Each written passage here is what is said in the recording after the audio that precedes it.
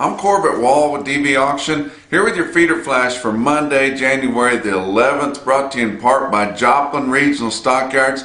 Got a good sale, expecting around 7,000 head here on Monday for the regular Feeder Cattle Monday sale. They'll get started early. They'll be on bunches by 7:30, 8 o'clock. Don't forget, if you guys are in the four-state area, they do offer commingling. And that's what allows them to get done at a decent time. They'll get started in there before 7 and they'll be done by 3 o'clock in the afternoon on a big sale. Well, a lot of those small bunches, those single head lots and cattle that needed sorted up a lot, where there's just one or two head, they commingle a lot of those cattle if the buyer wants to have that done. And it works really well. They end up giving them a one-shot respiratory that the buyer pays, and they're more than happy to do that. Works out really well for everybody. They sell those every week at the high time, right there late morning, and announce it when they are. They get those cattle in bigger groups, and the cattle bring right in the money all the time, instead of taking that big discount from selling just one or two head. But in 2020, they marketed around 11,000 head through the commingling program there at Joplin Regional Stockyards, and I think it's a good option for small producers. But to find out more information on Joplin Regional Stockyards, go to joplinstockyards.com and be sure to watch all their sales. You can view and bid those at dvauction.com. I think we had the 53rd full week of 2020 this past week. It was just more of the same, more of the chaos, more disappointment, more loss. It's so frustrating. We just seems like we'd like to get back to calmer times, but we were so excited about the first full week of 2021. We were expecting your markets to be higher on the first Monday. We thought everything would be great. As soon as we started the publicly traded markets on Monday, your stocks were down hard. Your commodity markets were down hard. Your grains were running wild. I mean, they were just slingshotting one way and back the other. Ended up closing for the day on Monday close to steady, but they had run the gamut. Your cattle futures were down hard. It just pretty much ruined the opening day of 2021 as far as the first full business day of the first full week. It hurt your cash markets. Folks were disappointed in that. Your buyers were on the seats. They were excited about buying cattle. Your order buyers hadn't got any commission for a couple, 3 weeks. They were excited about getting back to work. And I tell you what, it was just a very disappointing start to the week and start to the new year. And it just kind of continued on from there with upheaval and things going on. You guys know about what all happened in the news, but it was kind of a rough time there. We had some weather come across the southern plains. Of course, they'd had some weather in the northern plains and spots too, but I took this groovy picture here on Sunday morning this past here, just south of Canyon, Texas there, when I was out running around. And got some measurable snowfall, but it wasn't stormy. Normally in this part of the country, we can't get any moisture at all unless it comes with some type of a violent storm. But this was kind of just a nice little 3-4 inch snow.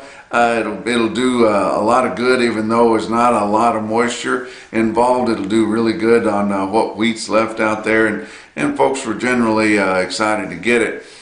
On Tuesday, we did see the area down here in the Texas Panhandle make the news with the Texas Cash Pool, which they're going to be doing every Tuesday going forward. Now, that's put together by Consolidated Beef Producers.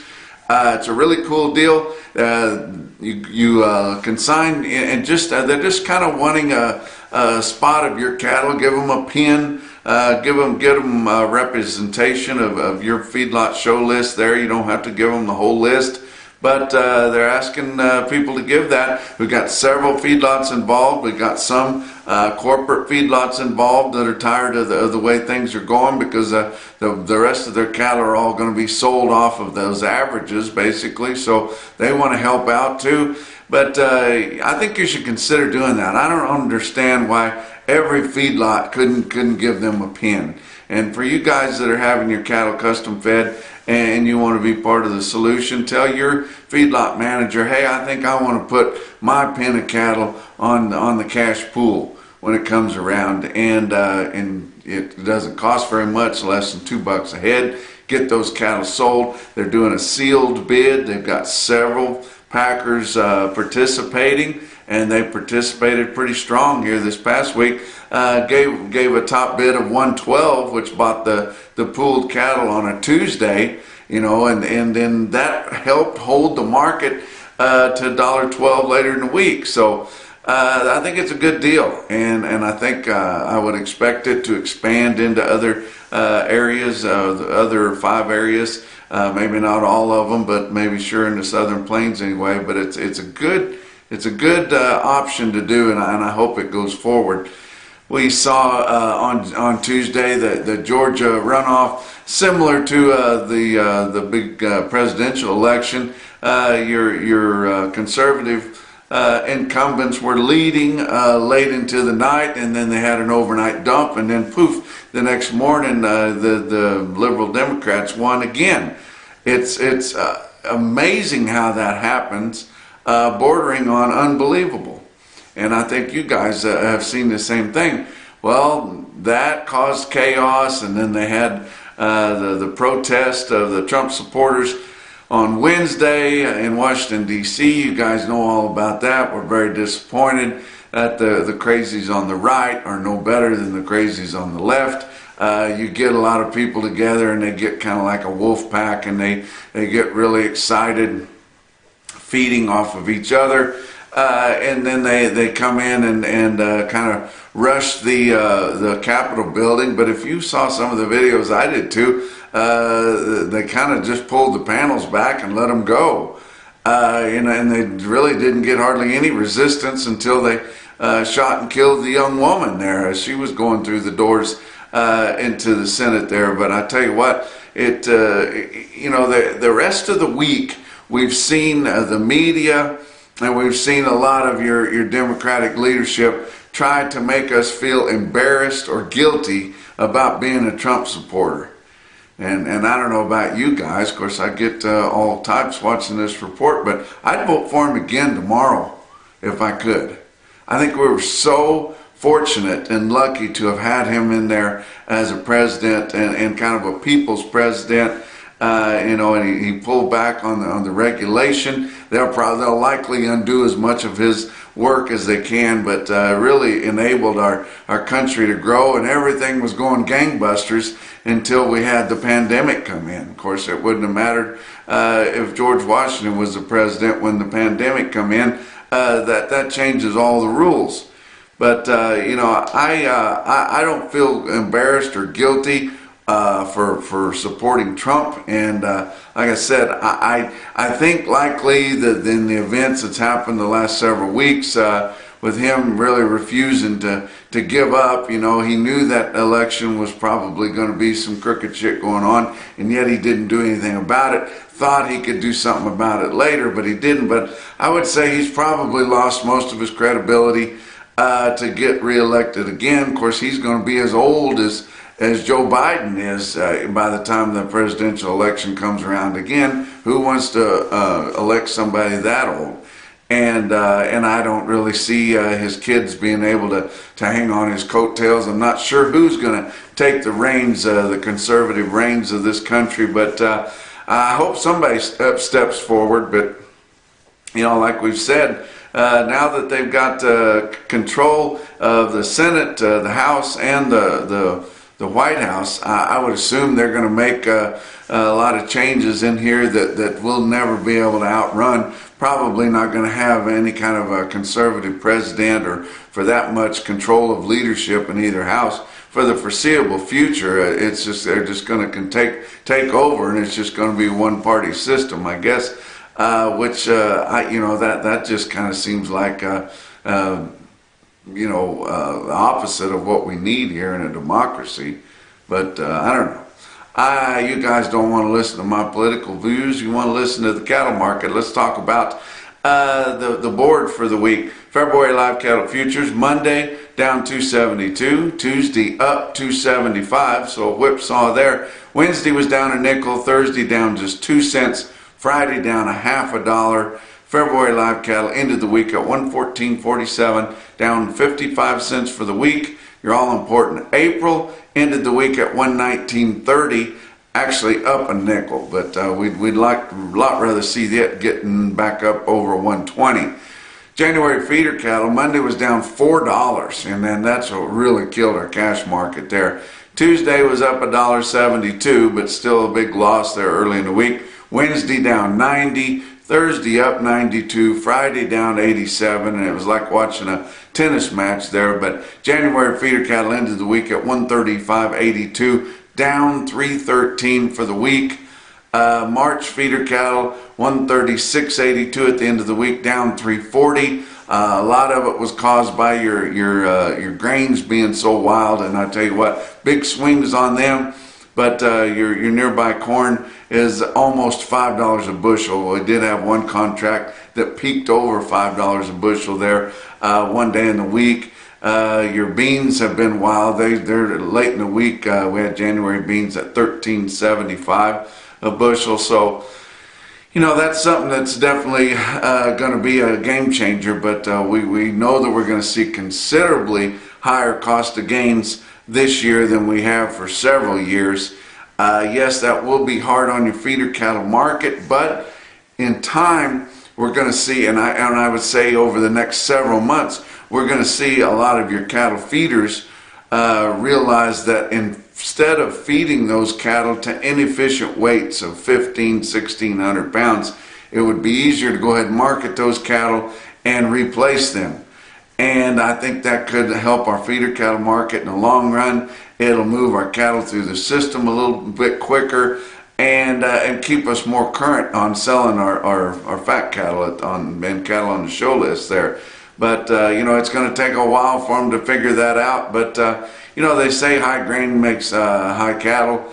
You know, but your grains are your biggest input cost on your feeder cattle in cattle feeding there. But you know, it'll kind of sort itself out, and pretty optimistic here going forward. We're going to get our supplies of finished cattle back in check there after we get through the first quarter here. We still got some big supplies of market ready cattle for the first quarter. After that, progressively going to start working in your cattle market's favor as we get smaller and smaller supplies of market ready finished cattle. Your fat cattle trade through Thursday of last week, just under 45,000 head. We did have a little bit more cleanup on Friday, but likely your first full week of the new year isn't going to have as big a movement as either of your two holiday weeks at the end of last year. So you know, we saw more cash trade on your markets there the last 2 weeks of your holiday weeks. They were sharply higher, and then now we come in this week and they're not trading as many cattle. But you look at your live prices, steers and heifers sold from 109 to 112 last week. For the most part, it was all 112. But we did have a few guys selling in the northern plains at $1.11. It sucked your weighted average back a little bit, and your weighted average on live steers through Thursday was about 111.50.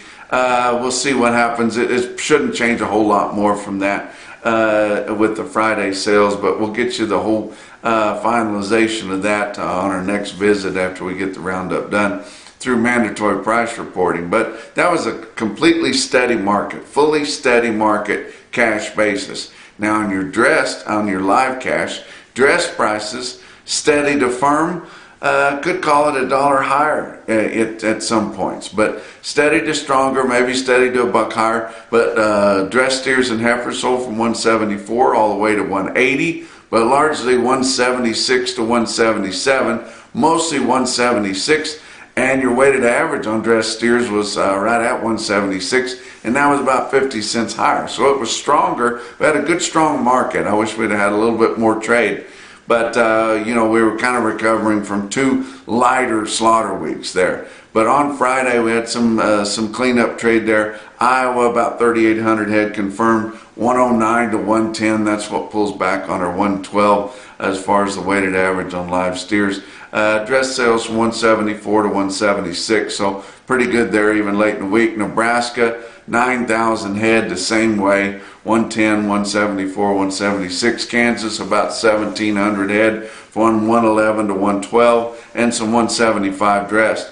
Box beef cutout values down a little bit to start the week, but we're still going through this seasonal part where we are going to have a little down market on our dressed beef prices. But your weighted average through all of last week was just about where we ended up at the tail end of the week, so not a lot of difference there. But choice cuts, your weighted average for all of last week's trades, 206.73, down 292 from the weighted average from the previous week. Selects 196.48 altogether. The weighted average for last week down 43 cents is all from the weighted average from the previous week. And like I said, those weighted average quotes were very close to what we saw trade late Friday afternoon. So shouldn't see a whole lot of trade, and I think they're kind of planing out a little bit. Had pretty good movement, 825 loads of cuts, grinds, and trimmings. And that's a pretty good movement for the week, especially coming off a holiday. But looked like maybe folks are wanting to get in there and buy and kind of get things shored up, even though a lot of our metro areas cannot have a very high percentage in their restaurants, if any, out on the East Coast. But if we had our food service back, man, we would really be in the driver's seat. Slaughter for last week, 651,000, not comparable to the holiday week, but 8,000 more than the same week a year ago, and most of that was because we had a big Saturday of 68,000 head, and that's pretty good. What else is going on? Got a lot of sales coming up here. It's the start of the new year. A lot of big sales coming up. Try to tell you about as many of them as I can. The Abington Feeder Cattle Association there in Abington, Virginia, they've got another one of their tele-auctions there. It's going to be on dvauction.com. Straight loads of cattle, all shots, all long time weaned. Everything will be right. It's Tuesday night, 7 o'clock Eastern, 6 o'clock Central. Got about 29 loads on there. Butch Foster should be on there to kind of egg you buyers on, but you got to get on and at least listen to that sale. dvauction.com, Abington Feeder Cattle Association. Also on Tuesday, way out in Emmett, Idaho, my friend Eric Dries has got a pretty good special sale coming on there. Seven Rivers Livestock, Emmett, Idaho. He's got a special feeder cattle auction there. Not broadcast on DV Auction. I would hope maybe someday he would get the hint maybe and start broadcasting that sale, and he could get some demand from outside their area, and they're sitting pretty close to Boise, Idaho there. Some other big sales to start the week out. Russell, Iowa. Russell Livestock's got a big special this Monday here. You can view and bid that sale on DV Auction here on the 11th. They've got a big sale and be a lot of really top Midwestern cattle on there. Sioux Falls Regional Livestock has got a big special sale here on Monday also. In fact, they're going to start earlier. They're starting at 8 o'clock in the morning, earlier than usual. You can view and bid that sale at dvauction.com and call in early if you want to get registered on there through their office. Glacial Lakes Livestock in Watertown, South Dakota on Tuesday. They've got a pretty good sale coming up. You can view and bid it on DV Auction. And our newest member of our broadcasted sale barns is Platte Valley Livestock in Gearing, Nebraska. There is going to be their first sale ever to broadcast. That's going to be on Tuesday at about 10 o'clock in the morning. They'll be broadcasting on there. Looked at their consignments, and they just got string after string after string of really, really top quality cattle there, and it will be a good deal to be on there. And in fact, that's not Tuesday, that's Monday. That's here Monday, today.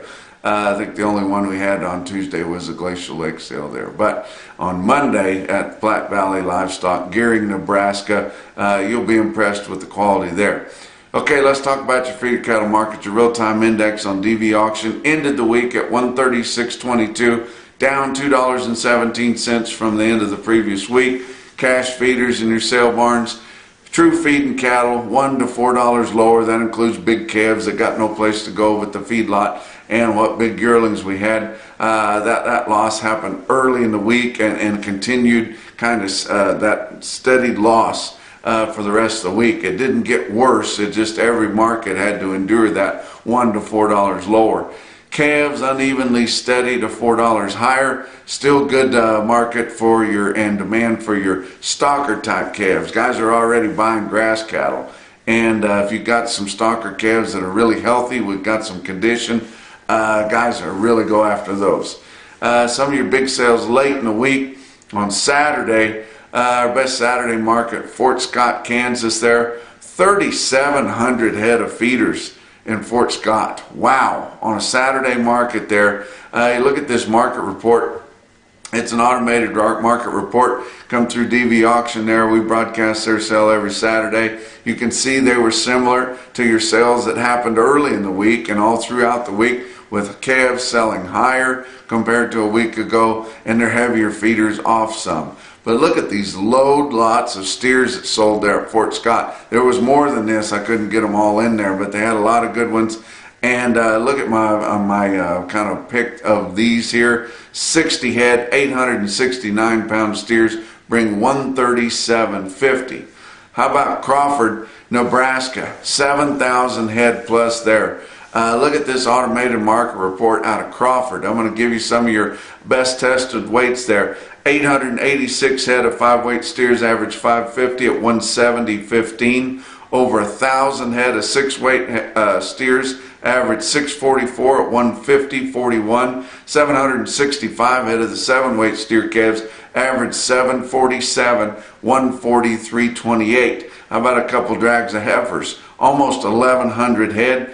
5-weight heifers, they're not keeping a lot back in that part of the country, guys.